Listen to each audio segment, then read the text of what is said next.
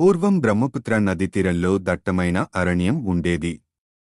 దాంట్లో రకరకాల క్రిమికీటకాలు, జంతువులు సుఖంగా జీవిస్తూ ఉండేవి. ఆ వనంలో కర్పూర తిలకం అనే పెద్ద ఏనుగు కూడా ఉండేది. అది కదలివస్తుంటే చిన్న కొండ నడిచివస్తోందా అన్నట్లుండేది. దాని భారీ కాయాన్ని, శక్తిని చూచి చిన్న చిన్న జంతువులు భయముతో గజగజలాడేవి.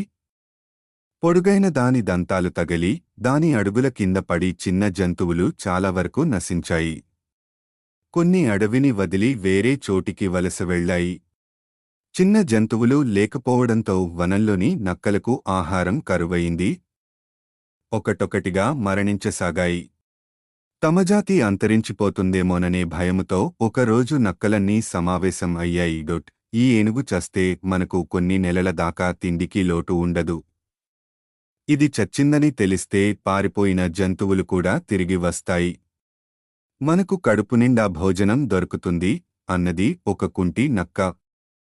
నేను చంపుతా అంటూ లేచింది ఒక పిల్లనక్క. దాని మాటలు విని నక్కలన్నీ ఫక్కున నవ్వాయి. ఇది ఆడుకునే ఏనుగు అనుకొన్నావా? కాదు. దీన్ని చంపడం మాకే చేతకాదు. నీవేం చేస్తావు? వెళ్ళి ఆడుకో అన్నది మరొక నక్క. వాళ్ల మాటలు వినగానే నక్క పిల్లకు కోపం వచ్చింది.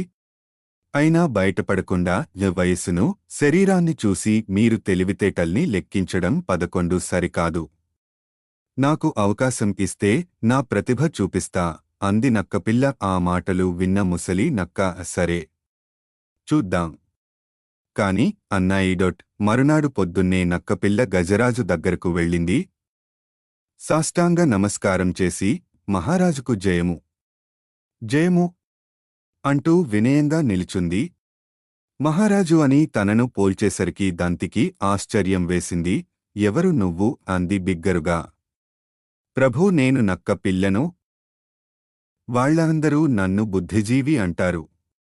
ముగరాజు సింహం ముసలిదై ఎక్కడో మూలనపడి ఉంటోంది.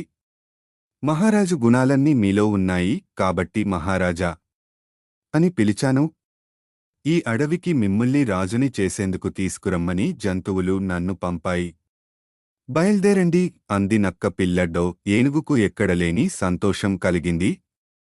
ఎంత దూరం వెళ్ళాలి మనం అని గర్వంగా అడిగింది. దగ్గరే. నాతో రండి స్వామీ అంటూ జిత్తులమారి నక్కపిల్ల ఒక ఊబి వైపుగా ముందు నడవసాగింది. దాని వెనకే రాచఠీవితో మాతంగం నడవసాగింది. రాజునవుతాననే ఆనందంతో కలులు కంటూ అడుగులేస్తున్న ద్విరదం హఠాత్తుగా ఊబిలో దిగబడింది. తెలివి తెచ్చుకొని కాపాడండి, కాపాడండి అని అరవసాగింది. ప్రభూ, జిత్తులమారినైన నన్ను నమ్మి వచ్చినందుకు మీకిది ఫలితం. ఇప్పుడు పశ్చాత్తాపపడి ప్రయోజనం లేదు అంది నక్కపిల్ల. ఏనుగు కేకలు విని అక్కడకు జంతువులు చేరేసరికే ఏనుగు పూర్తిగా ఊబిలో మునిగిపోయింది. అన్నీ నక్కపిల్ల తెలివితేటల్ని మెచ్చుకున్నాయి.